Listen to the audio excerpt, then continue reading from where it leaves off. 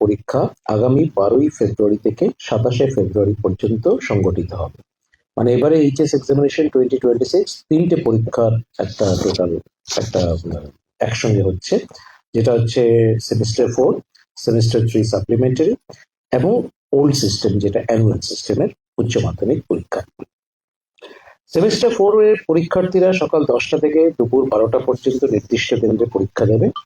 শুধুমাত্র music, visual arts এবং vocational সাবজেক্টসের ক্ষেত্রে সেই সময় হচ্ছে 10টা থেকে 11টা 15 পর্যন্ত। সেমিস্টার 3 সাপ্লিমেন্টারি পরীক্ষার্থীরা 1টা থেকে 2টো 15 পর্যন্ত তাদের রেসপেক্টিভ ভেন্যুতে পরীক্ষা দেবে। শুধুমাত্র মিউজিক, ভিজুয়াল আর্টস এবং ভোকেশনাল সাবজেক্টসের ক্ষেত্রে সময় হচ্ছে 45 মিনিট 1টা থেকে 1টা 45 পর্যন্ত। অ্যানুয়াল সিস্টেম ওল্ডের পরীক্ষার্থীরা পুরনো পদ্ধতি অনুযায়ী সকাল 10টা থেকে 1টা 15 পর্যন্ত তাদের নির্দিষ্ট ভেন্যুতে পরীক্ষা দেবে।